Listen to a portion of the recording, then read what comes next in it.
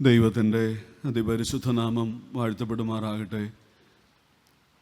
ഈ കൺവെൻഷൻ്റെ പ്രസിഡൻറ്റും കുന്നംകുളം മലബാർ ഭദ്രാസനത്തിൻ്റെ അധ്യക്ഷനുമായ അഭിവന്യ ഡോക്ടർ തോമസ് മാർ തീത്തൂസ് തിരുമേനി, മലബാർ സ്വതന്ത്ര സുറിയാനി സഭയുടെ പരമാധ്യക്ഷൻ അഭിവന്യ സിറിൽ മാർ ബസേലിയസ് തിരുമേനി, ഈ കൺവെൻഷൻ്റെ മുഖ്യ ചുക്കാൻ പിടിക്കുന്ന ബഹുമാനപ്പെട്ട ഷൈമോൻ ഏലിയാസ് അച്ഛൻ, സ്നേഹബഹുമാനമുള്ള അച്ഛന്മാരെ, സുവിശേഷകരെ, വളരെ പ്രാർത്ഥനയോടും പ്രതീക്ഷയോടും തമ്പുരാൻ്റെ മാറ്റമില്ലാത്ത വചനങ്ങൾക്ക് കാതോർക്കുവാൻ ചേർന്നു വന്ന വിശ്വാസ സമൂഹമേ, നിങ്ങൾക്കെല്ലാവർക്കും ക്രിസ്തു യേശുവിൻ്റെ നിസ്തുല്യ നാമത്തിൽ എൻ്റെ സ്നേഹവന്ദനം ഞാൻ അറിയിക്കുന്നു. 20ാമത് കുന്നംകുളം മാർത്തോമ സെൻട്രൽ കൺവെൻഷനിൽ ദൈവത്തിൻ്റെ മാറ്റമില്ലാത്ത വചനവുമായി നിങ്ങളെ അഭിസംബോധന ചെയ്യുവാൻ എനിക്ക് ലഭിച്ച അവസരം ഒരു വലിയ ഭാഗ്യമായി, ദൈവനിയോഗമായി, അനുഗ്രഹമായി തന്നെ ഞാൻ കരുതുന്നു. ആ വലിയ ദൈവകൃപയുടെ മുമ്പിൽ ഞാൻ ശിരസ്സ് നമിക്കുന്നു. എല്ലാ മഹത്വവും തമ്പുരാന് സമർപ്പിക്കുന്നു. അധ്യക്ഷ പ്രസംഗം നിർവഹിച്ച അഭിവൻ തിരുമേനിയും ഉദ്ഘാടനം നിർവഹിച്ച അഭിവൻ തിരുമനസും പ്രിയപ്പെട്ട ഷൈമോൻ ഏലിയാസ് അച്ഛനും അവരുടെ പ്രസംഗ വേളയിൽ ഇപ്രകാരം ഒരു കാര്യം പരാമർശിച്ചു. 2 വർഷങ്ങൾക്ക് ശേഷമാണ് നാം ഈ വചനകൂടാരത്തിൽ ഒരുമിച്ച് കൂടുന്നത് എന്ന്. നാം അത് വെറുതെ കേട്ട് മറക്കേണ്ട ഒരു സത്യമല്ല. 65 ലക്ഷത്തിലധികം ആളുകൾ കോവിഡ് എന്ന മഹാവ്യാധിയിൽപ്പെട്ട് ഈ ലോകത്തു നിന്ന് മൺമറഞ്ഞ ഈ മണ്ണിൽ ആരോഗ്യത്തോടും സൗഖ്യത്തോടും ഈ രാത്രി തമ്പുരാൻ്റെ മാറ്റമില്ലാത്ത വചസ്സുകൾക്ക് കാതോർക്കുവാൻ നമ്മുടെ ആയുസ്സ് നീട്ടപ്പെട്ടെങ്കിൽ അത് ദൈവത്തിൻ്റെ വലിയ കരുണ കൊണ്ട് മാത്രമാണ്. ഞാനിങ്ങനെ ഓർക്കട്ടെ, ഈ അടുത്ത സമയത്ത് ഇതുപോലൊരു പന്തലിൽ ദൈവവചനം പ്രസംഗിക്കുകയാണ് ഞാൻ. പന്തലിന് ഏറ്റവും മുമ്പിലായി ഒരു മധ്യവയസ്കൻ, 50 വയസ്സ് കഴിഞ്ഞ് പ്രായമുള്ള ഒരു മനുഷ്യനിരിപ്പുണ്ട്. കയ്യിലൊരു വേദപുസ്തകമുണ്ട്, ഡയറിയുണ്ട്. എൻ്റെ പ്രസംഗവേളയിൽ ഞാൻ അദ്ദേഹത്തെ ശ്രദ്ധിക്കുവാൻ കാരണമായത്, ഇടയ്ക്കിടയ്ക്ക് അദ്ദേഹത്തിൻ്റെ കണ്ണ് നനയുന്നുണ്ട്, അദ്ദേഹം തൂവാല കൊണ്ട് കണ്ണ് തുടയ്ക്കുന്നുണ്ട്. പ്രസംഗത്തിലുടനീളം ഞാനത് ശ്രദ്ധിച്ചു. പ്രസംഗം കഴിഞ്ഞപ്പോൾ അദ്ദേഹം എന്നെ പരിചയപ്പെടാൻ കാത്തു നിൽപ്പുണ്ട്. മിക്കവാറും ആളുകളൊക്കെ പോയി കഴിഞ്ഞപ്പോൾ അദ്ദേഹം എൻ്റെ അടുക്കൽ വന്നു. ഞാൻ പറഞ്ഞു, ഞാൻ അദ്ദേഹത്തെ ഒന്ന് പരിചയപ്പെടാൻ ആഗ്രഹിച്ചതായിരുന്നു. ഒത്തിരി സന്തോഷം. എവിടെയാ വീട്, എവിടെയാ പള്ളി, ഇതെല്ലാം അദ്ദേഹം എന്നോട് പറഞ്ഞു. വല്ലാതെ സങ്കടമുണ്ടല്ലോ, എന്താണ് കണ്ണു നനയാൻ കാരണം?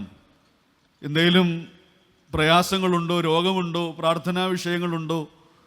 അത് പറഞ്ഞാൽ ഞാനും എൻ്റെ പ്രാർത്ഥനയിൽ അദ്ദേഹത്തെ ഓർക്കാമെന്ന് ഞാൻ ആ മനുഷ്യനോട് പറഞ്ഞു. അദ്ദേഹം പറഞ്ഞു, അച്ഛന് തിരക്കുണ്ടോ? ഞാൻ പറഞ്ഞു, തിരക്കില്ല, ഒരു 5 മിനിറ്റ് സമയം അച്ഛൻ എന്നെ കേട്ടിട്ട് പ്രാർത്ഥിച്ച് മടങ്ങണം. ഞാൻ തീർച്ചയായിട്ടും പറഞ്ഞാട്ടെ അച്ഛാ. 2020 ജൂലൈ മാസം പെട്ടെന്ന് എനിക്ക് ശ്വാസതടസ്സമുണ്ടായി. എൻ്റെ ഭാര്യ ഹെൽപ്പ് ലൈനിൽ വിളിച്ചു. അതിവേഗം ഒരു ആംബുലൻസ് എൻ്റെ വീട്ടുമുറ്റത്തേക്ക് വന്നു. PPE കിറ്റ് ധരിച്ച ആരോഗ്യ പ്രവർത്തകർ എന്നെ സ്ട്രെച്ചറിലെടുത്ത് ആംബുലൻസിൽ കയറ്റി കോവിഡ് സെൻ്ററിലേക്ക് കൊണ്ടുപോവുകയാണ്. എൻ്റെ ഭാര്യയും 2 മക്കളും കണ്ണുനീരൊഴുക്കി നിൽക്കുന്ന ആ വേള എനിക്ക് മറക്കാൻ കഴിയില്ല. ഹോസ്പിറ്റലിലെത്തിയപ്പോൾ എന്നെ ICUവിലേക്ക് മാറ്റി. അതൊരു കോവിഡ് ഹോസ്പിറ്റലാണ്. ഞാൻ കിടക്കുന്ന വാർഡിൽ 23 പേരുണ്ടായിരുന്നു. എല്ലാവരും വളരെ വലിയ പ്രതിസന്ധിയിലൂടെ, അപകടകരമായ അനുഭവങ്ങളിലൂടെ യാത്ര ചെയ്യുകയാണ്. എല്ലാ ദിവസവും എൻ്റെ ഭാര്യ എന്നെ ശുശ്രൂഷിക്കുന്ന ഡോക്ടറെ വിളിക്കാറുണ്ടായിരുന്നു. ഡോക്ടർ പറയും, പ്രതീക്ഷയ്ക്ക് വകയില്ല, ഓക്സിജൻ ലെവൽ വല്ലാതെ കുറയുന്നു, ഞങ്ങൾ മാക്സിമം ട്രൈ ചെയ്യുന്നുണ്ട്, നിങ്ങൾ പ്രാർത്ഥിക്കുക, ദൈവം പ്രവർത്തിക്കണം. എൻ്റെ അച്ചായൻ്റെ വാർഡിൽ പലരും മരണപ്പെടുന്നത് എനിക്ക് കാണാം. സ്ട്രെച്ചറിൽ അവരുടെ മൃതശരീരങ്ങൾ ഒരു പ്ലാസ്റ്റിക് ബാഗിൽ നിറച്ച് ആരോഗ്യ പ്രവർത്തകർ കൊണ്ടുപോകുന്ന കാഴ്ച ഞാൻ കാണുന്നുണ്ട്. കർട്ടൻ വാർഡാണ്. ICU കഴിഞ്ഞ് എന്നെ കർട്ടൻ റൂമിലേക്ക് മാറ്റി. ഓക്സിജൻ സപ്പോർട്ടോട് തന്നെ 23 പേരടക്കുന്ന വാർഡാണ്. ചില തിരക്കാണെങ്കിലും ഞാൻ ചുരുക്കി പറയാം. ഈ മനുഷ്യൻ പറയുകയാണ്, ആ വാർഡിൽ 22 പേരും മരണപ്പെട്ടു, ഞാൻ മാത്രം ശേഷിച്ചു. ഇന്നും എനിക്കതൊരു അത്ഭുതമാണ്. എൻ്റെ വാർഡിൽ എന്നോടൊപ്പം ഉണ്ടായിരുന്ന 23 പേരിൽ 22 പേരും കോവിഡ് വന്ന് മരണപ്പെട്ടപ്പോൾ ഈ പാപിയായ എൻ്റെ ആയുസ്സിനെ തമ്പുരാൻ ബാക്കി വെച്ചു. എനിക്കൊന്നും മനസ്സിലാകുന്നില്ല ഇതിൻ്റെ രഹസ്യം എന്താണെന്ന്. ഞാനൊരു പള്ളി ഭക്തനല്ല. എനിക്ക് പ്രാർത്ഥിക്കാൻ അറിയില്ല. ഞാൻ വേറെ പുസ്തകം അങ്ങനെ വായിക്കാറില്ല. എൻ്റെ ഭാര്യ നന്നായി പ്രാർത്ഥിക്കും, അവൾ പള്ളിയിൽ പോകും, എല്ലാ കൂട്ടായ്മയ്ക്കും സംബന്ധിക്കും. ഞാൻ പ്രാർത്ഥനയ്ക്ക് ഇരിക്കും, പക്ഷെ ഒന്നും ചെയ്യാറില്ല. അപ്രകാരം ദൈവത്തെ ഗൗരവമായി കാണാതെ ജീവിച്ചു പോയ എൻ്റെ ആയുസ്സിനെ നീട്ടിവെക്കാൻ എൻ്റെ കർത്താവിന് മനസ്സായല്ലോ. അതുകൊണ്ട് ഇപ്പോൾ ഞാൻ വേദപുസ്തകം എടുക്കുമ്പോൾ കണ്ണു നനയും. കുടുംബ പ്രാർത്ഥനയ്ക്കിരിക്കുമ്പോൾ ഞാൻ പ്രാർത്ഥിക്കും. ദേവാലയം മുടക്കാറില്ല, ആരാധന മുടക്കാറില്ല. ദൈവം നമ്പുരാനെൻ്റെ ആയുസ് നീട്ടിത്തന്നത് കൊണ്ട് മാത്രമാണ് ഇന്ന് രാത്രി അച്ഛൻ്റെ വചനം കേൾക്കുവാൻ എനിക്ക് പ്രാപ്തി ഉണ്ടായത്. എന്നെ കേൾക്കുന്ന പ്രിയപ്പെട്ടവരെ, നമ്മുടെ കൂട്ടത്തിൽ ഉണ്ടായിരിക്കേണ്ട പലരും മൺമറഞ്ഞു പോയി മണ്ണിൽ ദൈവം ആയുസ്സോടെ ആരോഗ്യത്തോടെ ഈ പന്തലിലേക്ക് നമ്മെ കൂട്ടിക്കൊണ്ടുവന്നെങ്കിൽ നമ്മുടെ ഓരോ ശ്വാസത്തിലും ഓരോ സ്തോത്രം ഉയരട്ടെ. ഹല്ലേലൂയ പറയാനിടയാകട്ടെ. അത് കുന്നംകുളത്ത് വിലക്കിയിട്ടുണ്ടെങ്കിൽ വേണ്ട, എന്നാൽ ദൈവം നമ്പുരാന്റെ സന്നിധിയിൽ നാം ആരോഗ്യത്തോടെ ആയിരിക്കുമ്പോൾ നമ്മെ വെട്ടിക്കളയാറ് നിൽക്കട്ടെ ബലം കാഴ്ചകളിൽ നിന്നുള്ള പ്രതീക്ഷയോടെ ഒരു ഊഴം കൂടെ ദൈവം നമ്പുരാൻ നമുക്ക് തന്നുവെങ്കിൽ ദൈവസന്നിധിയിൽ കൃതാർത്ഥതയോടെ നമുക്ക് ചേർന്ന് വരാം. പ്രിയപ്പെട്ട തിരുമേനി പറഞ്ഞതുപോലെ വചനം നാം വായിക്കുന്നവരായിട്ടല്ല, വചനം നമ്മെ വായിക്കുവാൻ അനുവദിക്കുന്നവരായി, വചനത്താൽ രൂപാന്തരം പ്രാപിക്കുന്നവരായി തീരാൻ ഈ ദിവസങ്ങളിലെ വചനകൂടാരത്തിലെ നമ്മുടെ അനുഭവങ്ങൾ മുഖാന്തരമായി തീരട്ടെ എന്ന് വളരെ ആത്മാർത്ഥമായി ഞാൻ പ്രാർത്ഥിക്കുന്നു, ആഗ്രഹിക്കുന്നു. ബഹുമാനപ്പെട്ട ഷൈമോൻ ഇലിയാസച്ചൻ എന്നെ വിളിച്ച തീയതി എനിക്കറിയാം. അന്ന് മുതൽ എല്ലാ ദിവസവും ഞാൻ പ്രാർത്ഥിച്ചു കുന്നംകുളം സെൻട്രൽ കൺവെൻഷന് വേണ്ടി. ഒരു ദിവസം പോലും മുടക്കിയില്ല. രാവിലെയും വൈകിട്ടും എൻ്റെ വ്യക്തിപരമായ പ്രാർത്ഥനയ്ക്കായി മുട്ടുമടക്കിയപ്പോഴും ഞാനും എൻ്റെ ഭാര്യയും കുഞ്ഞുങ്ങളും ഒരുമിച്ച് കുടുംബ പ്രാർത്ഥനയ്ക്ക് ചേർന്ന് വന്നപ്പോഴൊക്കെ, ഇന്ന് രാവിലെ ഞാൻ വീട്ടിൽ നിന്ന് പുറപ്പെടുമ്പോഴും ഞാൻ അപ്രകാരം ചേർന്ന് നിന്ന് പ്രാർത്ഥിച്ച ഒരു വ്യക്തിയാണ്. പ്രാർത്ഥിച്ച ഒറ്റ കാര്യം മാത്രമേ ഉള്ളൂ: തമ്പുരാനെ, വിതയ്ക്കപ്പെടുന്ന വചനത്തിൻ്റെ വിത്തുകളൊന്നും തന്നെ പതിരായി പോകാൻ പാടില്ല. അത് നാളത്തെ ഉച്ചവെയിലിൽ വാടിപ്പോകരുത്. അത് പക്ഷികൾ കൊത്തി ഇല്ലായ്മ ചെയ്യരുത്. അത് പാപമാകുന്ന മുള്ള ഞെരുക്കി നഷ്ടപ്പെടുത്തി കളയരുത്. അത് 30, 60, 100 മേനി വിളവുള്ള നല്ല ഫലം കായ്ക്കുന്ന അനുഭവമായി തീരണമെന്ന് ഹൃദയപൂർവമായ പ്രാർത്ഥനയോടെയാണ് ഈ വചനവുമായി ഞാൻ നിങ്ങളുടെ മുമ്പാകെ നിൽക്കുന്നത്. നമ്മുടെ ഒരുമിച്ചുള്ള ധ്യാനത്തിനായി സമയത്തിൻ്റെ പരിമിതി എൻ്റെ മുമ്പിൽ ഉള്ളത് കൊണ്ട് വളരെ പരിചിതമായ ഒരു വേദഭാഗത്തിലേക്ക് നിങ്ങളുടെ ശ്രദ്ധയെ പ്രാർത്ഥനാപൂർവ്വം ഞാൻ ക്ഷണിക്കുകയാണ്. വിശുദ്ധ മത്തായിയുടെ സുവിശേഷം 11-ാം അധ്യായം 29-ഉം 30-ഉം വാക്യങ്ങൾ. Gospel according to Saint Matthew chapter 11 verse 29 and 30. Mathai 11-ന്റെ 29-ഉം 30-ഉം വാക്യങ്ങൾ. ഞാൻ സൗമ്യതയും താഴ്മയും ഉള്ളവൻ ആകയാൽ എൻ്റെ നുകം ഏറ്റുകൊണ്ട് എന്നോട് പഠിപ്പിൻ, എന്നാൽ നിങ്ങളുടെ ആത്മാക്കൾക്ക് ആശ്വാസം കണ്ടെത്തും. എൻ്റെ നുകം മൃദുവും എൻ്റെ ചുമട് ലഘുവും ആകുന്നു. തലകളെ വണക്കാം പ്രാർത്ഥനയ്ക്കായി. നാഥാനിൻ വഴികൾ മറന്നു പോയതോർക്കരുതേ, ദേവാനിൻ മൊഴികൾ കടന്നു പോയതുമോർക്കരുതേ. നാഥാനിൻ വഴികൾ മറന്നു പോയതോർക്കരുതേ, ദേവാനിൻ മൊഴികൾ കടന്നു പോയതുമോർക്കരുതേ.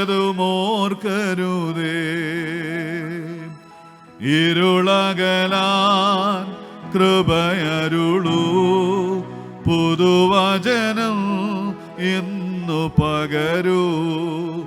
ഇരുളകലാൻ കൃപയരുളൂ, പുതുവചനം ഇന്നു പകരൂ. ഞങ്ങളെ അതിവാത്സല്യമായി സ്നേഹിക്കുന്ന ദൈവമേ, സ്വർഗീയ പിതാവേ, ഞങ്ങൾ പാടിയ ഈ പാട്ടിൻ്റെ ഈരടികൾ ഞങ്ങളിൽ അന്വർത്ഥമാകുവാൻ തമ്പുരാൻ ഈ രാത്രി വചനത്താൽ ഞങ്ങളെ സന്ദർശിക്കണമേ എന്ന് ഞങ്ങൾ അങ്ങയോട് വിനയപൂർവ്വം പ്രാർത്ഥിക്കുന്നു.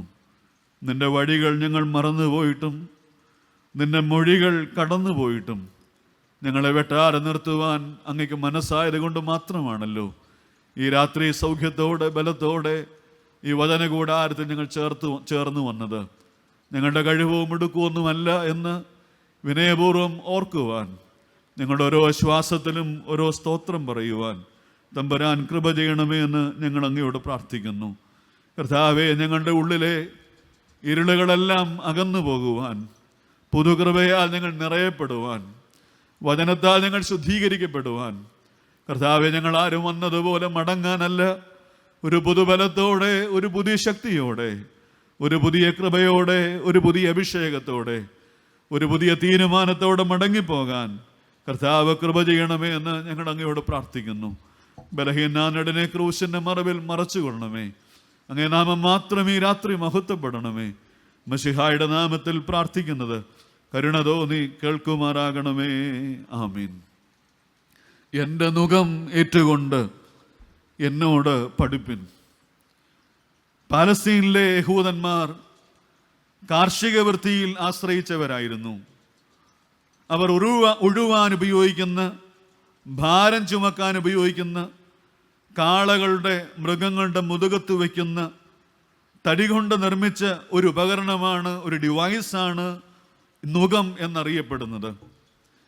യഹൂദന്മാരെ സംബന്ധിച്ച് ന്യായപ്രമാണം വള്ളിപുള്ളി തെറ്റാതെ അതിന് വിധേയപ്പെട്ട് ജീവിക്കുന്നതിനെ നുകത്തിന് കീഴിലുള്ള ജീവിതവുമായി അവർ ബന്ധിപ്പിച്ച് പരാമർശിക്കുന്നുണ്ട്. അതുകൊണ്ടാണ് മത്തായിയുടെ സുവിശേഷം 23-ാം അധ്യായം 4-ാം വാക്യത്തിൽ നാം ഇങ്ങനെ വായിക്കുന്നത്: അവർ ഘനമുള്ള ചുമടുകളെ കെട്ടി മനുഷ്യരുടെ തോളിൽ വയ്ക്കുന്നു, ഒരു വിരൽ കൊണ്ട് പോലും അവയെ തൊടുവാൻ അവർക്ക് മനസ്സില്ല. പരീശന്മാരെ കുറിച്ചുള്ള തമ്പുരാന്റെ വിമർശനാത്മകമായ നിരീക്ഷണമാണ്. ഇവിടെ യേശു നൽകുന്ന ക്ഷണം തികച്ചും വ്യത്യസ്തമായ ക്ഷണമാണ്. വരിക, എൻ്റെ നുകം ഏൽക്കുക, എന്നിൽ നിന്ന് പഠിക്കുക, എനിക്ക് പൂർണ്ണമായി വിധേയപ്പെടുക. നിങ്ങളുടെ മേലുള്ള സകല നിയന്ത്രണവും ക്രിസ്തുവിനെ പൂർണ്ണമായി സമർപ്പിക്കുവാനുള്ള വലിയ വിളിയാണ്, അർത്ഥാൽ വെല്ലുവിളിയാണ് തമ്പുരാൻ ഇവിടെ നമുക്ക് നൽകുന്നത്. ക്രിസ്തു തച്ചൻ്റെ മകനാണ്. നുകം നിർമ്മിച്ച് ഏറെ പരിചയമുള്ള വ്യക്തിയാണ് യേശു. തൻ്റെ നുകനിർമ്മാണത്തിൻ്റെ രീതി സാധാരണ രീതിയിൽ നിന്ന് വ്യത്യസ്തമായ രീതിയാണ്. അതുകൊണ്ടാണ് യേശു പറഞ്ഞത്, എൻ്റെ നുകം മറ്റു നുകങ്ങളെ പോലെയല്ല.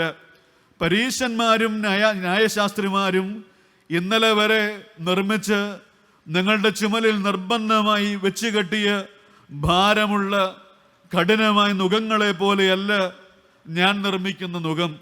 30-ാമത്തെ വാക്യം അങ്ങനെയാ പറയുന്നത്: my yoke is easy and my burden is light.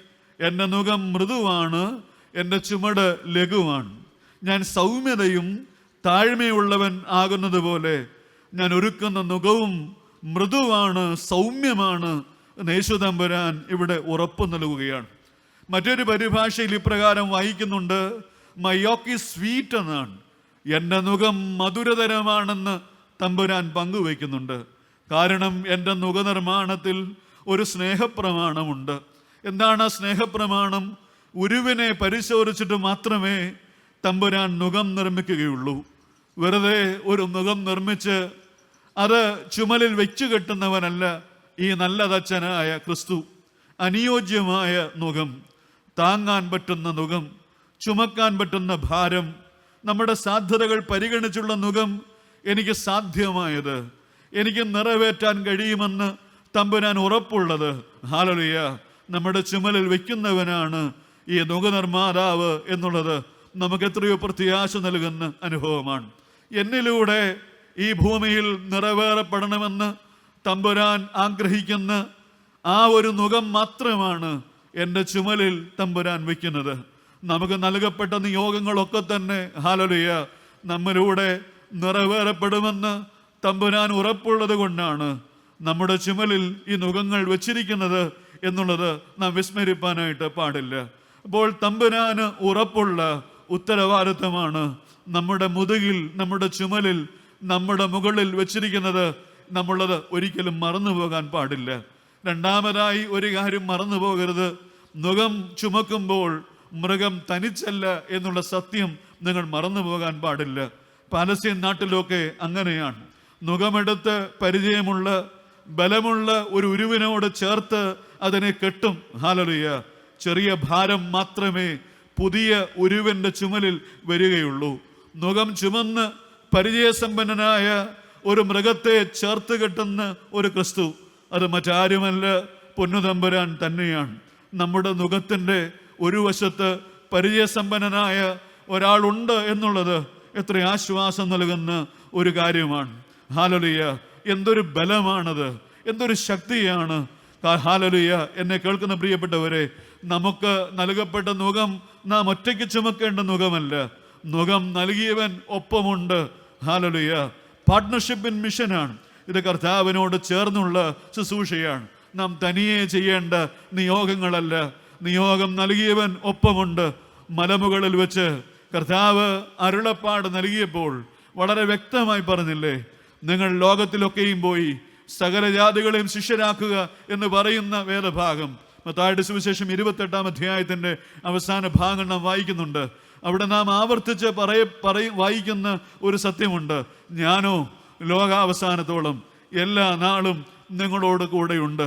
നാം ഈ വാക്യം പലപ്പോഴും രോഗശീൽ കിടക്കുന്ന വ്യക്തിയുടെ അടുക്കൽ പോയി പ്രാർത്ഥിക്കുമ്പോഴോ പ്രയാസങ്ങളിലൂടെ കടന്നു പോകുന്ന ആളുകളെ കാണുമ്പോഴോ ഒക്കെ നാം ആവർത്തിച്ച് ഉപയോഗിക്കുന്ന വാക്യമാണിത്. തമ്പുരാൻ അങ്ങനെ പറഞ്ഞ വാക്യമല്ല. തൻ്റെ പ്രിയ ശിഷ്യന്മാർക്ക് താൻ നൽകിയ നിയോഗം പൂർത്തിയാക്കാൻ അവരെ അഭിഷേകം ചെയ്ത മലമുകളിൽ നിന്ന് അവരെ പറഞ്ഞയക്കുമ്പോൾ വളരെ വ്യക്തമായി കർത്താവ് പറഞ്ഞ ഒരു വലിയ വാഗ്ദാനമാണ്, ഞാനോ ലോകാവസാനത്തോളം എല്ലാ നാളും നിങ്ങളോടുകൂടെയുണ്ട്. നിങ്ങൾക്ക് കൽപ്പിച്ച് നൽകിയ ഉത്തരവാദിത്തങ്ങൾ, ശുശ്രൂഷകളൊക്കെ നിറവേറ്റുവാൻ നിങ്ങൾ സമർപ്പിതനാണെങ്കിൽ ആ നിയോഗം നൽകിയ ഞാൻ, ഹല്ലേലൂയ, എല്ലാ നാളും നിങ്ങളോട് കൂടെയുണ്ട്. നാം പലപ്പോഴും അത് വിസ്മരിച്ചു പോയത് കൊണ്ട്, തനിയെ ചെയ്യാൻ തത്രപ്പെടുന്നത് കൊണ്ട്, നമുക്കത് തിരിച്ചറിയാനൊന്നും കഴിയാതെ പോകുന്നത് കൊണ്ട്, നമ്മളിന്നും പലതും അസാധ്യമാണെന്ന് കരുതുന്നത് കൊണ്ട്, എന്നെ കേൾക്കുന്ന പ്രിയപ്പെട്ടവരെ, നമ്മുടെ വഴികളിലൊക്കെ പിഴവുകൾ സംഭവിക്കുകയാണ്. മറ്റൊരു കാര്യം ഇവിടെ കർത്താവ് പറയാൻ ആഗ്രഹിക്കുന്നുണ്ട്. ഈ നുകത്തെ സ്നേഹത്തോടെ നിങ്ങൾ കാണണം. My yoke is always a yoke. പ്രമാണിക്കേണ്ട കൽപ്പനകൾ തന്നെയാണ്. അത് സ്നേഹത്തോട് മാത്രമേ ഏറ്റെടുക്കാൻ പാടുള്ളൂ. 1 യോഹന്നാൻ 5:3 നാം ഇങ്ങനെ വായിക്കുന്നു, അവൻ്റെ കൽപ്പനകളെ പ്രമാണിക്കുന്നതല്ലോ ദൈവത്തോടുള്ള സ്നേഹം. അവൻ്റെ കൽപ്പനകളൊന്നും ഭാരമുള്ളതല്ല. അവൻ്റെ കൽപ്പനകളൊന്നും ഭാരമുള്ള കൽപ്പനകളല്ല. സ്നേഹത്തിലൂടെയെല്ലാം കാണുവാൻ, സ്നേഹത്തിലൂടെയെല്ലാം ചെയ്യുവാൻ എന്നിൽ നിൻ സ്വഭാവം പകരണമേ എന്ന് ഭക്തൻ പാടിയത് അതുകൊണ്ട് മാത്രമാണ്. ഇതൊരു വിളിയാണ് പ്രിയരെ, ഇതൊരു വെല്ലുവിളിയാണ്, ഇതൊരു ഉത്തരവാദിത്തമാണ്, ഇതൊരു നിയോഗമാണ്, നുകത്തിന് കീഴിലുള്ള ശുശ്രൂഷയാണ്, നുകത്തിന് വിധേയപ്പെടേണ്ട ജീവിതമാണ്. അതിനെ ഭാരമായി, അതിനെ ചുമടായി കാണാതെ നുകം നൽകിയ ക്രിസ്തുവിനോടുള്ള ആഴമേറിയ സ്നേഹത്തിൽ നാം ഇതിനെ കാണുമ്പോൾ മാത്രമേ നമ്മുടെ ശുശ്രൂഷകളൊക്കെ ഫലപ്രദമായി തീരുകയുള്ളൂ എന്നുള്ളത് നാം വിസ്മരിപ്പാനായിട്ട് പാടില്ല. പൗളിയോ ബ്രവറ്റിൻ്റെ കഥ നമുക്കറിയാം. പൗളിയോ ബ്രവറ്റിൻ്റെ കഥ എന്താണ്? നാം കേട്ടിട്ടുള്ളതാണ് ഒരുപാട് പ്രാവശ്യം. പോളിയോ ബാധിച്ച് ജ്യേഷ്ഠനെ ചുമന്നു കൊണ്ടുപോകുമ്പോൾ ആരോ ചോദിച്ചൊരു ചോദ്യമുണ്ട്, ഇതൊരു ഭാരമല്ലേ നിനക്ക്? അപ്പോൾ പറയുന്ന മറുപടി ഇതാണ്, ഇത് ഭാരമല്ല, ഇതെൻ്റെ ജ്യേഷ്ഠനാണ്, ഇതെൻ്റെ സഹോദരനാണ് എന്നാണ്. സ്നേഹത്താൽ നിറവേറ്റേണ്ട ശുശ്രൂഷകൾ മാത്രമേ തമ്പുരാൻ നമുക്ക് നൽകിയിട്ടുള്ളൂ. ഒരു കാര്യം കൂടെ ഞാൻ ആ ഭാഗത്ത് പറഞ്ഞ് മുമ്പോട്ട് പോകട്ടെ. തമ്പുരാൻ്റെ നുകം ചുമക്കുന്നവർക്ക് ഒരു വലിയ ഉറപ്പുണ്ട്. എന്താണ്? 11-ാം അധ്യായത്തിൻ്റെ 29-ാം വാക്യം നാം വായിക്കുന്നത്, you will find rest for your souls എന്നാണ്. നിങ്ങളുടെ ആത്മാക്കൾക്ക് ആശ്വാസം കിട്ടും. തമ്പുരാൻ്റെ നുകം ചുമക്കുന്നവർക്കൊക്കെ ആശ്വാസം കിട്ടും. നിന്റെ അകത്തെ മനുഷ്യന് സ്വസ്ഥത കിട്ടും. നിന്റെ അകത്തെ മനുഷ്യന് സമാധാനം കിട്ടും. നീ പ്രത്യാശയിൽ നിറയപ്പെടും. കാരണം നുകം നൽകിയവൻ, നുകം ചുമലിൽ വെച്ചവൻ നിന്നോടൊപ്പമുള്ളത് കൊണ്ട് അവൻ നിന്നെ ഉപേക്ഷിക്കുകയില്ല. പ്രത്യാശയിൽ അവൻ നിന്നെ നിറയ്ക്കുമെന്നാണ്. ഹല്ലേലൂയ. ദൈവത്തിന് നന്ദിയോടെ സ്തോത്രം. നമുക്ക് മനസ്സിലാക്കാൻ കഴിയേണ്ട വളരെ പ്രധാനപ്പെട്ട യാഥാർത്ഥ്യങ്ങളാണ് ഈ വചനത്തിലൂടെ തമ്പുരാൻ നമ്മോട് ഈ രാത്രി കൽപ്പിക്കുന്നത്. എൻ്റെ നുകമേറ്റുകൊണ്ട് എന്നോട് പഠിപ്പിൻ. Take up my yoke and learn from me. നാം എന്താണ് പഠിക്കേണ്ടത്? നാം പഠിക്കേണ്ട പാഠങ്ങൾ എന്താണ്? അതാണ് ഈ രാത്രി ഞാൻ നിങ്ങളോട് പങ്കിടുവാൻ വളരെ പ്രാർത്ഥനയോടെ ആഗ്രഹിക്കുന്നത്. നാം കേട്ടിട്ടില്ലാത്ത കാര്യങ്ങളൊന്നുമല്ല, ഒരുപാട് പ്രാവശ്യം കേട്ടിട്ടുള്ള കാര്യങ്ങൾ തന്നെയാണ്. എന്നാൽ കേട്ടത് മറന്നുപോയത് കൊണ്ട് പരിശുദ്ധാത്മാവ് നമ്മുടെ ഉള്ളങ്ങളിലേക്ക് ആ ചിന്തകൾ വീണ്ടും പകർന്നു തരുവാൻ ആഗ്രഹിക്കുന്നത് കൊണ്ടാണ് ഈ വചനവുമായി ഞാൻ നിങ്ങളുടെ മുമ്പാകെ നിൽക്കുന്നത്. എന്നെ കേൾക്കുന്ന പ്രിയപ്പെട്ടവരെ, ഞാൻ പ്രഘോഷിക്കുന്ന വചനം, നിങ്ങളുടെ കയ്യിലുള്ള വചനം ഇരുവായ്ത്തലയുള്ള ഏത് വാളിനേക്കാൾ മൂർച്ചയുള്ള വചനമാണ്. നാം അത് വിസ്മരിപ്പാനായിട്ട് പാടില്ല. ഇരുവായ്ത്തലയുള്ള വാളിനേക്കാൾ മൂർച്ചയുണ്ട് എന്ന് പറയുമ്പോൾ കേൾക്കുന്ന നിങ്ങളെയും പ്രഘോഷിക്കുന്നതിനെയും ഒരുപോലെ ന്യായം വിധിക്കുന്ന വചനമാണിത്. കേൾക്കുന്ന നിങ്ങളും പ്രഘോഷിക്കുന്ന ഞാനും ഈ കേൾക്കുന്ന വചനത്തിന് കണക്ക് പറയേണ്ട ഒരു ദിവസമുണ്ട്. നമുക്ക് തെറ്റിയൊഴിയാൻ ഒരിക്കലും സാധ്യമല്ല. There is no shortcuts in Christian life. ക്രിസ്തീയ വഴികളിൽ, ക്രിസ്തീയ ജീവിതത്തിൽ ഒരിക്കലും കുറുക്കു വഴികളില്ല പ്രിയരെ. നാം അത് ഒരിക്കലും വിസ്മരിപ്പാനായിട്ട് പാടില്ല. കർത്താവ് തൻ്റെ ശിഷ്യന്മാരെ വിളിക്കുമ്പോൾ പറഞ്ഞത്, നിങ്ങൾ എന്നെ അനുഗമിപ്പനെന്നാണ്, ഫോളോ മീ എന്നാണ്. എൻ്റെ ഉപദേശങ്ങളെ, എൻ്റെ മതത്തെ, എൻ്റെ തത്വശാസ്ത്രത്തെ അല്ല, എന്നെ തന്നെ അനുഗമിപ്പൻ, ഫോളോ മീ. അങ്ങനെ പറഞ്ഞ ഒരുവൻ മാത്രമേ ഉള്ളൂ, അത് ക്രിസ്തുവാണ്. ഇവിടെ യേശു പറയുന്നതും അതിനോട് സമാനമായ ഒരു ചിന്തയാണ്. ലേൺ ഫ്രം മീ എന്നാണ്. ക്രിസ്തുവിൽ നിന്ന് നിങ്ങൾ പഠിക്കണം, എന്നിൽ നിന്ന് പഠിക്കണം. എന്താണ് പഠിക്കേണ്ട പാഠങ്ങൾ? ഒന്നാമത്തെ പാഠം, നിങ്ങളുടെ എൻ്റെ താഴ്മയെ പഠിപ്പിനെന്നാണ്. Learn my humility. അണ്ടഘടാങ്ങളെ സൃഷ്ടിച്ച് സകലത്തിൻ്റെയും അധികാരി, വേഷത്തിൽ മനുഷ്യനായി തീർന്ന ക്രിസ്തു നമ്മോട് പറയുന്നു, നിങ്ങളുടെ എൻ്റെ താഴ്മയെ നിങ്ങളുടെ ജീവിതത്തിൻ്റെ പാഠമാക്കണം, നിങ്ങളുടെ ജീവിതത്തിൻ്റെ മാതൃകയാക്കണം. പൗലോസ് അപ്പോസ്തലൻ റോമിലെ കാരാഗ്രഹത്തിൽ കിടക്കുമ്പോൾ ഫിലിപ്പിയ സഭയ്ക്ക് ലേഖനം എഴുതുമ്പോൾ ഇപ്രകാരം 2-ാം അധ്യായത്തിൻ്റെ 5 മുതലുള്ള വാക്യങ്ങളിൽ രേഖപ്പെടുത്തിയിട്ടുണ്ട്. ഈ കഷ്ടത സഹിക്കുവാൻ, വേദനയിൽ പരാതി പറയാതെ അതിനെ ഏറ്റെടുക്കുവാൻ, ഇരുമ്പോടാമ്പലുകൾക്കുള്ളിൽ ഇരുട്ടുള്ള അനുഭവങ്ങളിൽ കഴിയേണ്ടി വരുമ്പോൾ അതിൽ പ്രത്യാശയോടെ അതിനെ കാണുവാൻ പൗലോസിന് സാധിച്ചത് എന്തുകൊണ്ടാണെന്ന് അതിന് രഹസ്യം ഫിലിപ്പിയർ 2:5 പൗലോസ് രേഖപ്പെടുത്തുന്നുണ്ട്. എന്നാണ് അവിടെ വായിക്കുന്നത്, ക്രിസ്തുവേശുവിൻ്റെ ഭാവം തന്നെ നിങ്ങളിലും ഉണ്ടായിരിക്കട്ടെ എന്നാണ്. ദൈവസ്വരൂപത്തിലിരിക്കെ ദൈവത്തോടുള്ള സമത്വം മുറുകെ പിടിക്കാതെ ദാസരൂപമെടുത്ത് മനുഷ്യ സാദൃശ്യത്തിലായി തന്നെത്താൻ ഒഴിച്ച് മനുഷ്യനായി വിളങ്ങി തന്നെത്താൻ താഴ്ത്തി മരണത്തോളം, ക്രൂശിലെ മരണത്തോളം അനുസരണം കാട്ടിയ ക്രിസ്തുവിൻ്റെ താഴ്മയുടെ പാഠം നിങ്ങളുടെ ജീവിതത്തിൻ്റെ മാതൃകയാക്കി മാറ്റുവാനിടയാകണം. ഒരു പാത്രത്തിൽ വെള്ളമെടുത്ത് 12 ശിഷ്യന്മാരുടെയും പാദങ്ങൾ കഴുകുന്ന ആ ദാസന്റെ ഭാവം നമ്മുടെ ജീവിതത്തിൻ്റെ ഭാവമായി മാറണം. നമുക്കൊന്ന് ആവശ്യം പ്രിയരെ, കൈകഴുകി കളയുന്ന പീലാത്തോസിന്റെ അധികാരമല്ല. നമുക്കൊന്ന് ആവശ്യം കാല് കഴുകാൻ മനസ്സുള്ള ക്രിസ്തുവിൻ്റെ ആധികാരികതയാണ്.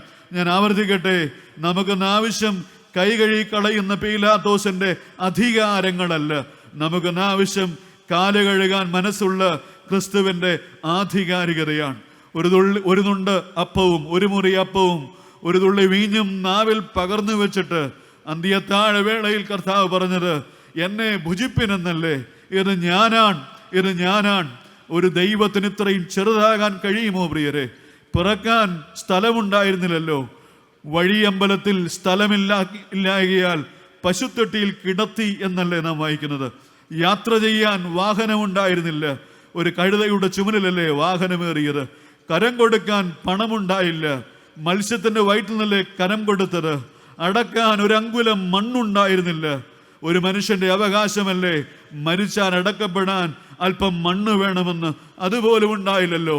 വില്യം ബാർക്കിൾ എഴുതി വെക്കുന്നത് എത്ര സത്യമാണ്. ക്രിസ്തുവിന് സ്വന്തമെന്ന് പറയാൻ അല്പം ഇടം ലഭിച്ചുവെങ്കിൽ അത് പച്ചമര കുരിശിൽ മാത്രമാണ്. ക്രൂശിൽ മാത്രമാണ് തമ്പുരാന് സ്വന്തമെന്ന് പറയാൻ ഒരിടം ലഭിച്ചത്. എന്നെ കേൾക്കുന്ന പ്രിയപ്പെട്ടവരെ, ഈ പാഠമാണ് നാം പഠിക്കേണ്ടത്. അബ്രഹാം പിതാവിനെ നമുക്കറിയാം.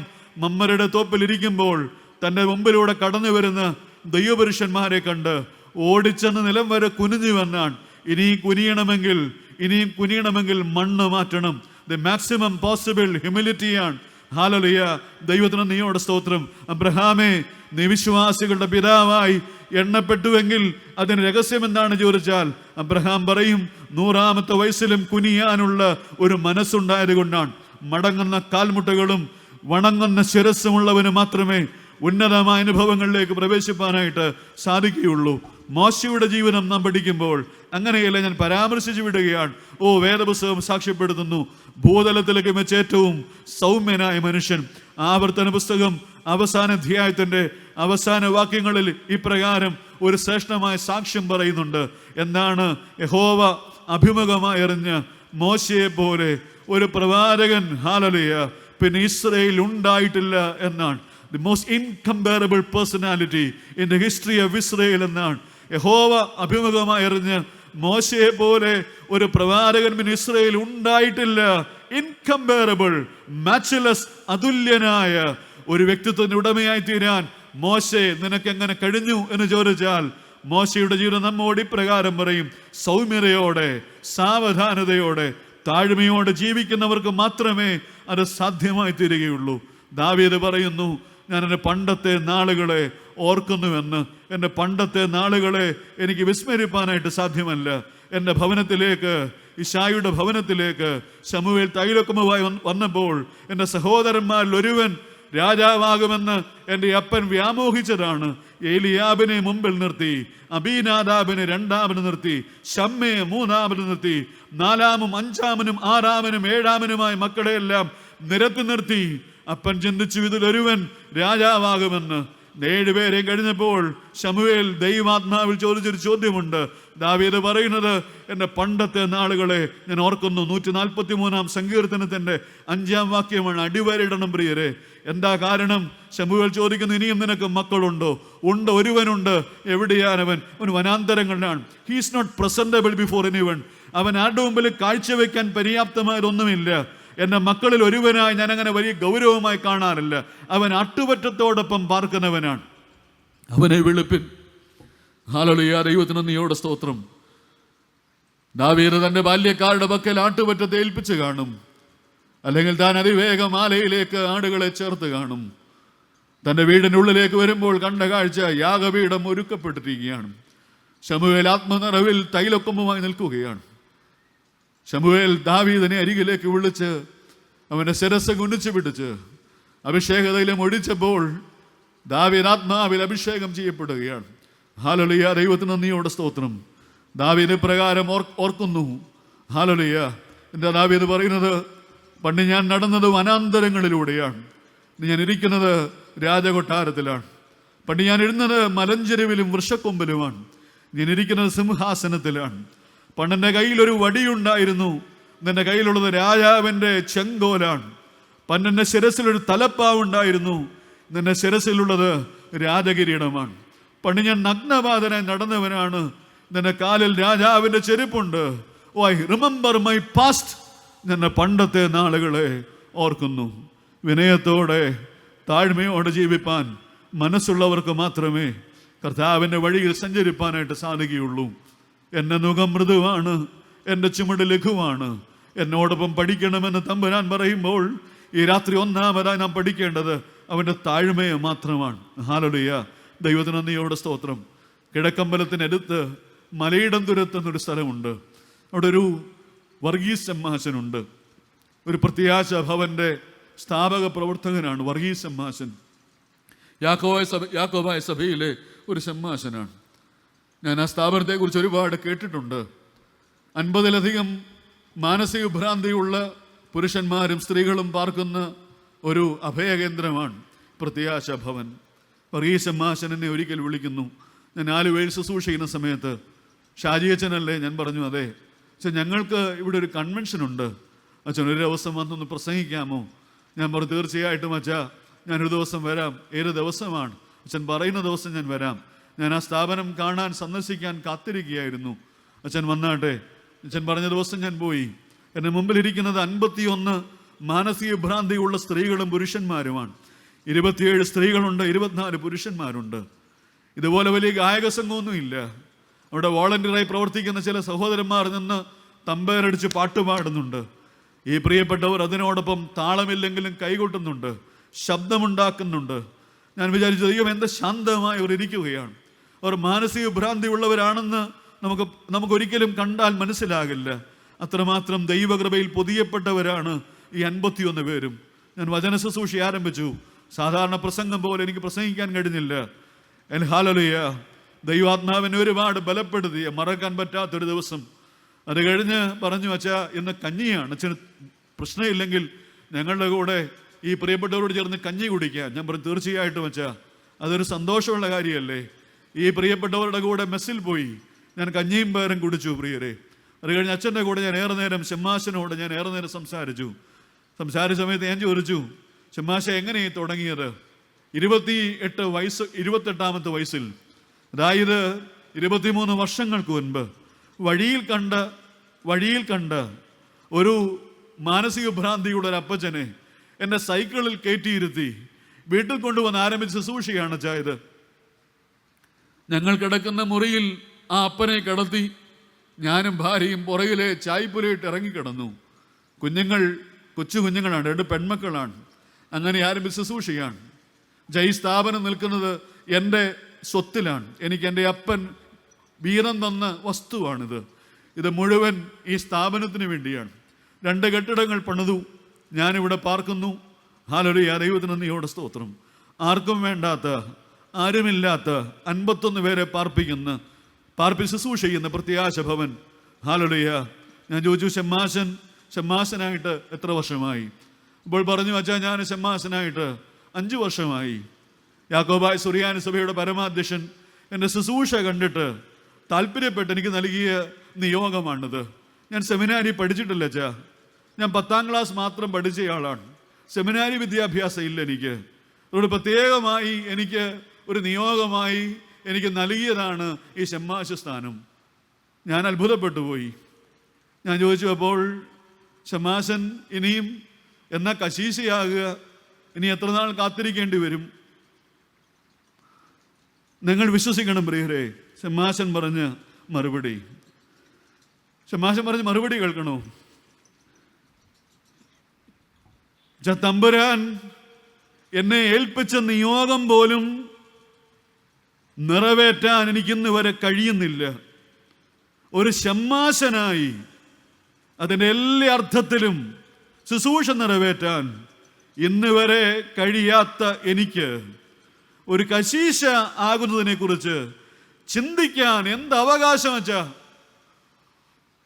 ഞാൻ വിചാരിച്ചു, ദൈവമേ, ഇന്ന് ഈ പന്തലിൽ പ്രസംഗിക്കേണ്ടിയിരുന്നത് ഈ ഷമ്മാശൻ തന്നെയല്ലേ?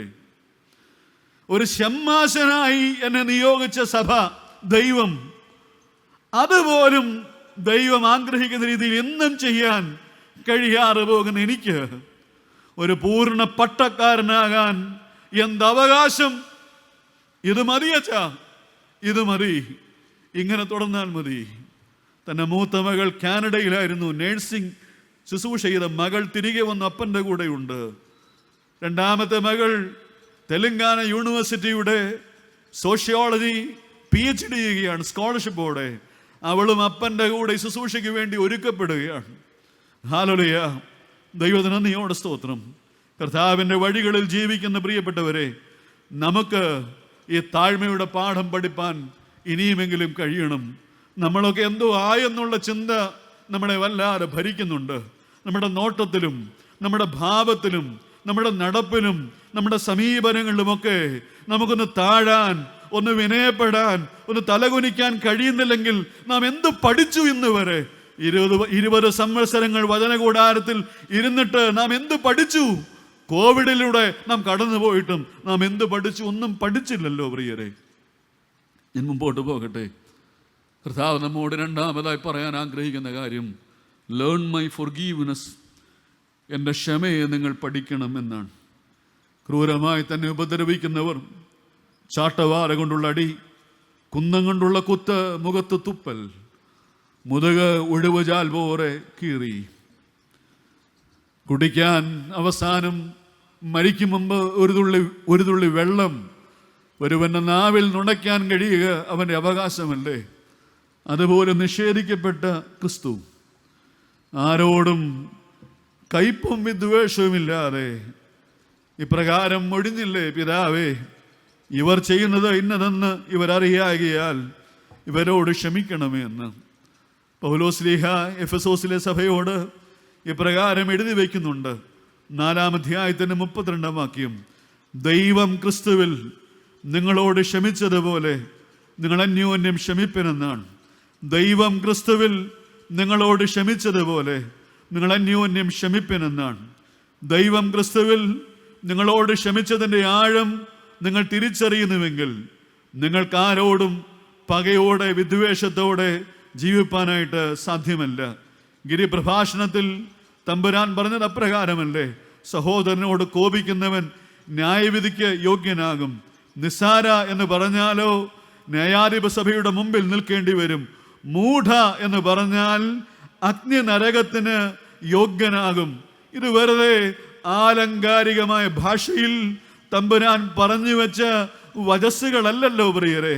നമ്മുടെ ജീവിതത്തിൽ നാം ഇതിനെ എത്രമാത്രം ഗൗരവമായി കാണാറുണ്ട്. കോപിക്കുന്നവൻ ന്യായവിധിക്ക് വിഷയീഭവിക്കും. നിസ്സാര എന്ന് പറഞ്ഞാൽ ന്യായാധിപ സഭയുടെ മുമ്പിൽ നിൽക്കേണ്ടി വരും. മൂഢ എന്ന് പറഞ്ഞാൽ അഗ്നി നരകത്തിന് ഇരയായിത്തീരും. നമ്മൾ എത്ര പേർ ഈ വചനത്തെയൊക്കെ ഇന്ന് വരെ ഗൗരവമായി എടുത്തിട്ടുണ്ട് പ്രിയരെ?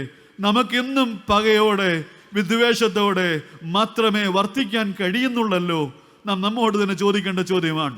നീ വഴിപാടുമായി യാഗപീഠത്തിങ്കൽ വരുമ്പോൾ നിന്നോട് ആർക്കെങ്കിലും വിരോധമുണ്ടെന്ന് അവിടെ വെച്ച് ഓർമ്മ വന്നാൽ നീ വഴിപാടർപ്പിക്കാൻ പാടില്ല. You are not worthy to worship God. Hallelujah. നീ ആദ്യം പോയി അർപ്പിക്കേണ്ട വഴിപാട് നിരപ്പിന്റെ വഴിപാടാണ്, അനുരഞ്ജനത്തിന് വഴിപാടാണ്. ഇത് കേൾക്കാത്ത വചനമൊന്നുമല്ല. എത്രയോ നാം കേട്ട വചനങ്ങൾ തന്നെയാണ്. എന്നെ കേൾക്കുന്ന ദൈവജനമേ, പൗലോസ്ലീഹ ഇപ്രകാരം പറയുന്നു, നിങ്ങൾ അയോഗ്യമായി അപ്പം തിന്നാൻ പാടില്ല, അയോഗ്യമായി പാനപാത്രം ഭക്ഷിപ്പാനായിട്ട് പാനപാത്രം ഭുജിക്കാൻ പാടില്ല, അയോഗ്യമായി നിങ്ങൾ അപ്പം തിന്നരുത്, പാനപാത്രം കുടിക്കരുതെന്ന് പറഞ്ഞു കഴിഞ്ഞാൽ അതിനെ അർത്ഥവും ഇതിനോട് ചേർത്ത് നാം ചിന്തിക്കണം.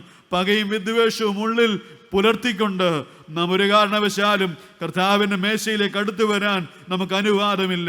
ക്ഷമിക്കാൻ കഴിയാതെ, പൊറുക്കാൻ കഴിയാതെ, മറക്കാൻ കഴിയാതെ നീ അപ്പവീഞ്ഞുകൾ സ്വീകരിപ്പാൻ ധൈര്യപ്പെട്ടാൽ നീ സ്വീകരിക്കുന്നത് ശിക്ഷാവിധിയാണ് എന്നുള്ളത് ഇനിയെങ്കിലും മറന്നു പോകാൻ പാടില്ല. അതുകൊണ്ട് ഞാൻ പറഞ്ഞത്, പ്രിയമുള്ളവരെ, there is no shortcuts in Christian life. ക്രിസ്തീയ ജീവിത വഴികളിൽ കുടുക്കു വഴികളൊന്നുമില്ല, എളുപ്പമാർഗങ്ങളൊന്നുമില്ല. വില കൊടുക്കാൻ തയ്യാറുള്ളവന് മാത്രമേ കർത്താവിൻ്റെ പാതയിൽ സഞ്ചരിപ്പാനായിട്ട് സാധിക്കുകയുള്ളൂ. പഴയ നിയമത്തിലെ ക്രിസ്തുവല്ലേ ജോസഫ്? ജോസഫിൻ്റെ ജീവിതം നമുക്കൊരു പാഠമല്ലേ? 45-ാം അധ്യായം. ജോസഫിൻ്റെ സഹോദരന്മാർ പട്ടിണി കൊണ്ട് തകർന്ന തരിപ്പണമായി ഒന്നുമില്ലാത്തവരെ പോലെ, യാചകരെ പോലെ തൻ്റെ മുമ്പിൽ നിൽക്കുമ്പോൾ തന്നെ തള്ളിക്കളഞ്ഞ് ഉപേക്ഷിച്ച് കൊല്ലുവാൻ വാളോങ്ങിയ പൊട്ടക്കിണറ്റിൽ തള്ളിയിട്ട് ഇസ്മായിലെ കച്ചവടക്കാരെ അടിമച്ചരക്കായി വിറ്റടിച്ച് തൻ്റെ ഈ സഹോദരങ്ങളോട് പ്രതികാരം ചെയ്യാൻ എല്ലാ വിധത്തിലും അവസരം കൈവന്നപ്പോൾ ജോസഫ് പറയുന്ന സുവിശേഷം എന്താണ്? ഹല്ലേലൂയ. 45-ാം അധ്യായം നാം അങ്ങനെ വായിക്കുന്നു, നിങ്ങളെന്നെ തള്ളിയതല്ല, നിങ്ങളെന്നെ ഉപേക്ഷിച്ചതല്ല, നിങ്ങളെന്നെ കൊല്ലാൻ ശ്രമിച്ചതല്ല, നിങ്ങളെന്നെ വിറ്റതല്ല. ഓ ഹല്ലേലൂയ. നാം അത് വായിച്ചു കൊള്ളണം. എന്നെ കേൾക്കുന്ന പ്രിയപ്പെട്ടവരെ, 7-ാം വാക്യത്തിൽ ജോസഫ് ഇപ്രകാരം പറയുന്നു, ജീവരക്ഷയ്ക്കായി ദൈവം എന്നെ നിങ്ങൾക്ക് മുമ്പായി ഈ മിസ്രയീമിലേക്ക് അയച്ചതാകുന്നു. ഹല്ലേലൂയ. ദൈവത്തിന് നന്ദിയോടെ സ്തോത്രം. നാം പട്ടുപോകാതിരിപ്പാൻ, നമ്മുടെ അപ്പൻ വ്യസനത്തോടെ മരിക്കാതിരിക്കാൻ, നാം ശപിക്കപ്പെട്ടവരാ തീരാതിരിപ്പാൻ ദൈവം തമ്പുരാൻ ഒരുക്കിയ പദ്ധതിയാണിത്. ഹല്ലേലൂയ. സഹോദരങ്ങളോട് ക്ഷമിക്കുന്ന ഒരു ജോസഫ് തന്നെ തന്നെ അടക്കുവാൻ കഴിയാതെ, തന്നെ തന്നെ അടക്കുവാൻ വഹിയാതെ വാവിട്ട് കരഞ്ഞ് ഇപ്രകാരം സുവിശേഷം പ്രസംഗിക്കുന്ന ജോസഫിന്റെ ജീവിതം നമുക്കൊരു പാഠമാകട്ടെ. തന്റെ മക്കളിൽ ഒരുവനിട്ട പേര് മനസ്സേ എന്നല്ലേ? മനസ്സേ എന്ന വാക്കിന്റെ അർത്ഥം മറക്കാനായി ദൈവം മെനഞ്ഞവനെന്നാണ്. അപ്പൻ മാത്രമല്ല മറക്കാനും പൊറുക്കാനും തയ്യാറായത്. തന്റെ തലമുറയും അപ്രകാരം മറക്കണം പൊറുക്കണമെന്ന് ആഗ്രഹിച്ച ഒരപ്പനെയാണ് നമുക്ക് ജോസഫിൽ കാണാൻ കഴിയുന്നത്. ഹല്ലേലൂയ. ഇന്ന് ദൈവത്തിന് ആവശ്യം മനസ്സേമാരെയാണ്, ദൈവത്തിന് ആവശ്യം ജോസഫ്മാരെയാണ്. ഫാദർ ടോമുടെ അച്ഛൻ ആലുവയിലിരിക്കുമ്പോൾ ഒരു നോമ്പ് ധ്യാനത്തിന് അച്ഛനെ വിളിച്ചു. കോവിഡിന്റെ പ്രയാസം മൂലം അച്ഛന് വരാൻ പറ്റിയില്ല. അതൊരു സൗഹൃദത്തിലേക്ക് തിരിഞ്ഞു. അച്ഛനുമായി നല്ല ബന്ധം സ്ഥാപിപ്പാൻ കാരണമായി. അച്ഛനിപ്പോൾ മൈസൂരിലെ അവരുടെ സെമിനാരിയിൽ പഠിപ്പിക്കുകയാണ്. ഇടയ്ക്കൊക്കെ അച്ഛൻ വിളിക്കും. അച്ഛൻ പറയുന്ന സാക്ഷ്യം നാം വായിച്ചതല്ലേ പ്രിയരെ? 1 വർഷം 6 മാസം 8 ദിവസം യമനിലെ തീവ്രവാദി സംഘങ്ങളുടെ പിടിയിലമർന്ന് ജീവനും മരണത്തിനും ഇടയിൽ 1 വർഷം 6 മാസം 8 ദിവസം കഴിഞ്ഞ് ഈ സലേഷ്യൻ ഫാദർ, ഈ വൈദികൻ പറയുന്ന സാക്ഷ്യം, ഞാൻ ഈ 1 വർഷവും 6 മാസവും 8 ദിവസവും മുടങ്ങാതെ വിശുദ്ധ കുർബാന അർപ്പിച്ചിരുന്നു. പള്ളിയില്ല, പള്ളിമണിയുടെ ശബ്ദമില്ല, തിരശീലയല്ല, അൾത്താരയില്ല, ബലിപീഠമില്ല, മെഴുകുതിരിക്കാലുകളില്ല, ധൂപത്തിൻ്റെ ഗന്ധമില്ല, അപ്പവീഞ്ഞകളില്ല, അസിസ്റ്റ് ചെയ്യാൻ ശുശ്രൂഷകരില്ല, സ്വീകരിപ്പാൻ ആരുമില്ല. ഒന്നുമില്ലെങ്കിൽ പോലും കഴിഞ്ഞ 1 വർഷം 6 മാസം 8 ദിവസം യമനിലെ തീവ്രവാദികളുടെ ഒളിസങ്കേതങ്ങളിൽ കണ്ണ് മൂടക്കെട്ടപ്പെട്ടവനായി എന്നെ കൊണ്ടുപോയ ഇടങ്ങളിലെല്ലാം മുടങ്ങാതെ ഞാൻ വിശുദ്ധ കുർബാന അർപ്പിച്ചു. ഞാൻ അർപ്പിക്കുന്ന വേളകളിലെല്ലാം കണ്ണു നനഞ്ഞ് ഞാൻ പ്രാർത്ഥിച്ചു, തമ്പുരാനെ എന്നെ തടവ് പുള്ളിയായി കണ്ട് എൻ്റെ കണ്ണ് മൂടിക്കെട്ടി എന്നെ ഒളിസങ്കേതങ്ങൾ മാറ്റി മാറ്റി പാർപ്പിക്കുന്ന ഈ സഹോദരങ്ങളോട് നീ ക്ഷമിക്കണമേ എന്ന് ഞാൻ പ്രാർത്ഥിച്ചു വച്ച ദൈവം തമ്പുരാൻ എൻ്റെ പ്രാർത്ഥന കേട്ടിട്ടാണ് എന്നെ ഈ പ്രകാരം മരണകരമാനുഭവത്തിന് വിടുവിച്ചു തന്ന് ഫാദർ ടോമിടുന്ന അച്ഛൻ സാക്ഷ്യപ്പെടുത്തുകയാണ്. ഹല്ലേലൂയ. ദൈവത്തിന് നന്ദിയോടെ സ്തോത്രം.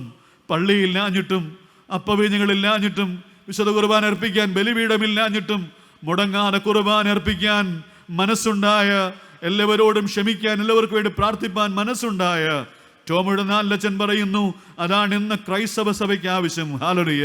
നമുക്കിന്ന് പള്ളി ഉണ്ടായിട്ടും, നമുക്ക് അൾത്താരയുണ്ടായിട്ടും, നമുക്ക് മെഴുകുതിരി ഉണ്ടായിട്ടും, നമുക്ക് ധൂപത്തിൻ്റെ ഗന്ധമുണ്ടായിട്ടും, അപ്പവീഞ്ഞികളേറെ കപ്പിലും എല്ലാവരെയും കുടിക്കാൻ അവസരമുണ്ടായിട്ടും നമുക്കൊന്നും ക്ഷമിക്കാൻ കഴിയുന്നില്ലെങ്കിൽ നാം ഇന്ന് വരെ ക്രിസ്തുവിൻ്റെ നുകത്തിൻ കീഴിൽ സമർപ്പിക്കപ്പെട്ടവരല്ല എന്നുള്ള സത്യം ഈ രാത്രി മറന്നു പോകാൻ പാടില്ല. ഞാൻ ഒരു കാര്യം കൂടെ പറഞ്ഞ് അവസാനിപ്പിക്കുകയാണ്. 1-2 കാര്യങ്ങൾ കൂടെ ഉണ്ടെങ്കിൽ പോലും നൽകപ്പെട്ട സമയം പാലിക്കണമല്ലോ. അതുകൊണ്ട് ഞാൻ അവസാനിപ്പിക്കുമ്പോൾ ഒരു കാര്യം കൂടെ പറഞ്ഞ് ഞാൻ അവസാനിപ്പിക്കുകയാണ്. ഹല്ലേലൂയ. നാളെ പകലും ഒരു സമയമുണ്ടല്ലോ, അപ്പോൾ കുറച്ചുകൂടെ സമയം കിട്ടുമെന്ന് ഞാൻ വിശ്വസിക്കുന്നു. കർത്താവ് നമ്മോട് പറയാൻ ആഗ്രഹിക്കുന്ന 3-ാമത്തെ കാര്യം, ലേൺ മൈ ഹോളിനെസ്. എൻ്റെ വിശുദ്ധി പഠിപ്പിൻ, എൻ്റെ വിശുദ്ധി പഠിപ്പിൻ. ന്യായപ്രമാണത്തിൽ മോശ ഇസ്രായേൽ ജനത്തോട് പ്രകാരം പറയുന്നു, ഞാൻ വിശുദ്ധനായിരിക്കുന്നത് പോലെ നിങ്ങളും വിശുദ്ധരായിരിപ്പിൻ എന്നാണ്. ഞാൻ വിശുദ്ധനായിരിക്കുന്നത് പോലെ നിങ്ങളും വിശുദ്ധനായിരിപ്പിൻ. ഹല്ലേലൂയ. അപവാദമേൽക്കാത്ത ജീവിതം. 7 കോടതികളിൽ മാറി മാറി വിസ്തരിക്കപ്പെട്ടവനല്ലേ ക്രിസ്തു. കുറ്റം കണ്ടെത്താൻ പറ്റിയില്ലെങ്കിൽ പോലും കുറ്റമില്ലാത്ത വ്യക്തിയെ 7 കോടതികളിൽ മാറി മാറി വിസ്തരിച്ച സംഭവം ലോക ചരിത്രത്തിൽ ആദ്യമായിട്ടാണ്. ഇന്ന് വരെ സംഭവിച്ചിട്ടില്ലാത്ത കാര്യം ക്രിസ്തുവിൻ്റെ വിഷയത്തിൽ സംഭവിച്ചു. ആദ്യം ഹന്നാവിൻ്റെ കോടതിയിൽ, മഹാപുരോഹിതനായ കയ്യഭാവിൻ്റെ കോടതിയിൽ സന്നദ്രിയും സംഘം അവനെ വിസ്തരിച്ചു. 4 പീലാത്തോസിൻ്റെ കോടതിയിൽ, 5 ഹേരോദാവിൻ്റെ കോടതിയിൽ, പിന്നെയും പീലാത്തോസിൻ്റെ കോടതിയിൽ, 7-ാമതായി ജനത്തിൻ്റെ കോടതിയിൽ മാറി മാറി മാറി മാറി വിസ്തരിച്ചിട്ടും വിസ്തരിച്ചിട്ടും എല്ലാവരും പറഞ്ഞ ഒരു സത്യം ഇതാണ്, അവനിൽ ഒരു കുറ്റവും കണ്ടെത്താൻ കഴിയുന്നില്ല. ഉള്ളങ്കാൽ മുതൽ നെറുക വരെ കുറ്റമില്ലാത്ത കുഞ്ഞാട്. ഹല്ലേലൂയ. ഈ രാത്രി നമ്മളോട് പറയുന്ന യാഥാർത്ഥ്യം ഇതാകുന്നു, ഞാൻ വിശുദ്ധനായിരിക്കുന്നത് പോലെ നിങ്ങളും വിശുദ്ധരായിരിക്കണം. ഹല്ലേലൂയ. വില കൊടുക്കാൻ മനസ്സില്ലാത്തവന് ഈ വഴിയിൽ യാത്ര ചെയ്യുവാനായിട്ട് സാധ്യമല്ല. നാം ഇതിനെ അശ്രദ്ധമായി അലക്ഷ്യമായി കാണാൻ പാടില്ല പ്രിയരെ. ദൈവം തമ്പുരാൻ നൽകിയ നിയോഗങ്ങളെയൊക്കെ വിശുദ്ധമായി കാണാൻ കഴിയുന്നവർക്ക് മാത്രമേ അവന് നുകത്തിൻ കീഴിൽ ശുശ്രൂഷ ചെയ്യുവാനായിട്ട് സാധിക്കുകയുള്ളൂ. പൗലോസ് ശ്ലീഹ റോമാ സഭയോട് ഇപ്രകാരം പറയുന്നു, നന്മ സുവിശേഷിക്കുന്നവരുടെ പാദങ്ങൾ എത്ര മനോഹരമെന്നാണ് എന്ന് പറയുമ്പോൾ അവരുടെ പാദങ്ങൾ പോലും മനോഹരമെന്നാണ് അതിൻ്റെ അർത്ഥം. അവരുടെ പാദങ്ങൾ പോലും മനോഹരമെന്നാണ്. ഞാനിരുന്നൊരു പള്ളിയിൽ ഞാൻ ചെന്ന 1 മാസം കഴിഞ്ഞപ്പോൾ പ്രായമുള്ള ഒരു മനുഷ്യൻ എന്നെ കാണാൻ വന്നു. അച്ചാച്ചൻ വന്നിട്ട് എല്ലാവരും പരിചയപ്പെട്ടോ? ഞാൻ പറഞ്ഞു പരിചയപ്പെട്ടു വരുന്നു. ഞാൻ പറഞ്ഞു എന്താ കാര്യം? അച്ഛൻ കമ്മിറ്റിക്കാരെയൊക്കെ പരിചയപ്പെട്ടോ? ഞാൻ പറഞ്ഞു പരിചയപ്പെട്ടു. ചുമതലക്കാരെ പരിചയപ്പെട്ടു. അച്ഛൻ ഇന്നയാളിനെ അച്ഛൻ രാത്രി ഒരു 8:30 കഴിഞ്ഞാൽ വിളിക്കരുത്. ഞാൻ പറഞ്ഞു എന്ത് പറ്റി? ഷിഫ്റ്റ് ഡ്യൂട്ടിയാണോ? എന്ത് സംഭവിച്ചു? പ്രശ്നം എന്താണ്? അപ്പോൾ ഈ പ്രായമുള്ള പിതാവ് എന്നോട് പറഞ്ഞു, അച്ഛൻ ഞാൻ ഒരാളെ കുറ്റപ്പെടുത്താൻ, കുറ്റം പറയാൻ വന്നെന്ന് അച്ഛൻ ഒരിക്കലും കരുതരുത്, ഇത് കോൺഫിഡൻഷ്യലാണ്.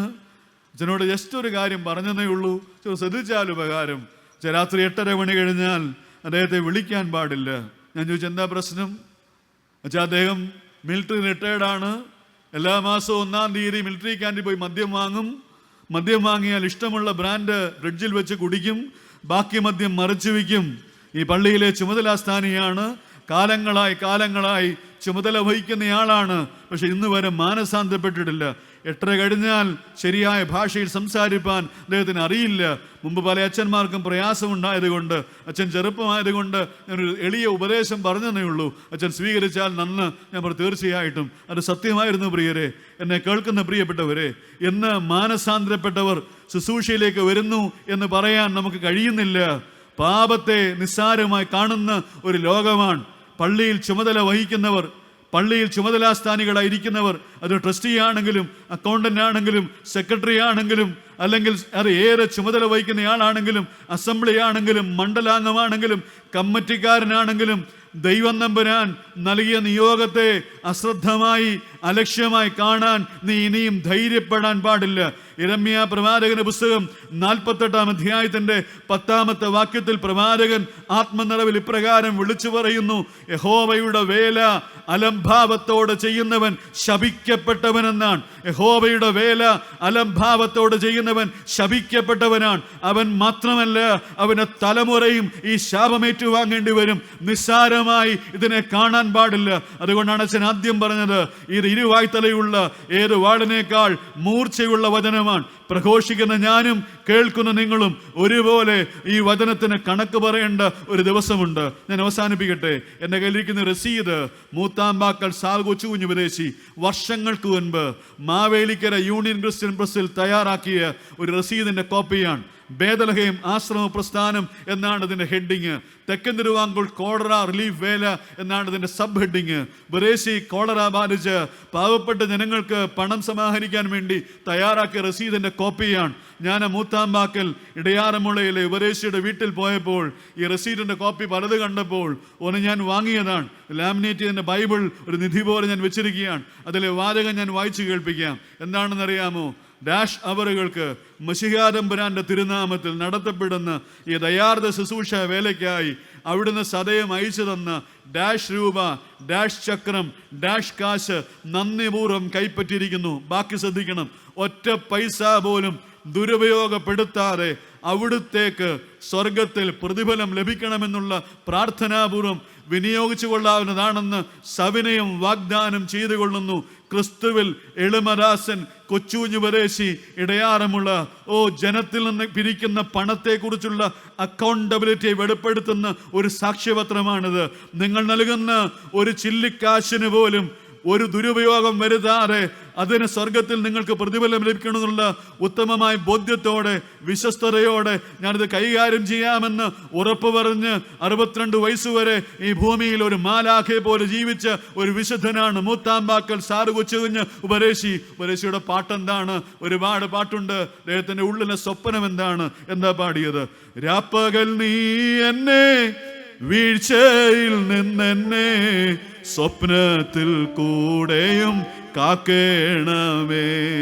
രാപ്പകൽ നീ എന്നെ വീഴ്ചയിൽ നിന്നെന്നെ സ്വപ്നത്തിൽ കൂടെയും കാക്കേണമേ. കർത്താവേ, രാവും പകലും വീണുപോകാതെ നിൽക്കണം. അത് മാത്രമല്ല, സ്വപ്നത്തിൽ കൂടെ പോലും, നിദ്രാവേളയിൽ പോലും പിശാച് എന്നെ സന്ദർശിക്കുവാൻ ഇടയാകാത്ത വിധം നീ കാവലായിരിക്കണമെന്ന് പ്രാർത്ഥിച്ച് അപ്രകാരം ജീവിച്ച വിശുദ്ധന്മാർ ഈ സഭയിലുണ്ടായിരുന്നു. ആ വഴിയിൽ സഞ്ചരിപ്പാനുള്ള വിളിയാണ് തമ്പുരാൻ നമുക്ക് നൽകിയിരിക്കുന്നത്. കർത്താവ് നമ്മോട് മൂന്നാമതായി പറയുന്നത്, എൻ്റെ വിശുദ്ധിയെ നിങ്ങൾ പഠിക്കണം എന്നാണ്. എൻ്റെ വാക്കുകളെ ഉപസംഹരിക്കട്ടെ. എന്നെ കേൾക്കുന്ന ദൈവജനമേ, എന്നെ മുഖമേറ്റുകൊണ്ട് എന്നോടുകൂടെ പഠിപ്പിൻ. കർത്താവ് നമ്മോട് പറയുന്നു, എൻ്റെ താഴ്മയെ നിങ്ങൾ പഠിപ്പിൻ, എൻ്റെ ക്ഷമയെ നിങ്ങൾ പാഠമാക്കുവിൻ, എൻ്റെ വിശുദ്ധിയുടെ വഴികളിൽ നിങ്ങളും നടക്കുവിൻ. എൻ്റെ നുകത്തിൻ കീഴെ നിങ്ങളുടെ ചുമല ചായച്ചു കൊടുക്കാൻ നിങ്ങൾ മനസ്സുള്ളവരായി തീരണം. ദൈവസന്നിധിയിൽ നമ്മെ തന്നെ സമ്പൂർണ്ണമായി സമർപ്പിച്ചു കൊടുക്കാം. പ്രിയരെ, നാം ഇരിക്കുന്ന ഇടങ്ങൾ നമ്മുടെ തലകളെ ഒരു നിമിഷം വണക്കാം പ്രാർത്ഥനയ്ക്കായി. താതാ നിന്നിഷ്ടം മണ്ണിൽ ഞാൻ ചെയ്യുവാൻ, തന്നിൽ വസിപ്പാൻ, ഉന്നതം ചേരാൻ ത്യാഗം ചെയ്യുന്നീ പാഴ്മണ്ണിനാശ ഓടുന്നു നാടിനെ പ്രാപിപ്പാൻ, ഓടുന്നു നാടിനെ പ്രാപിപ്പാൻ.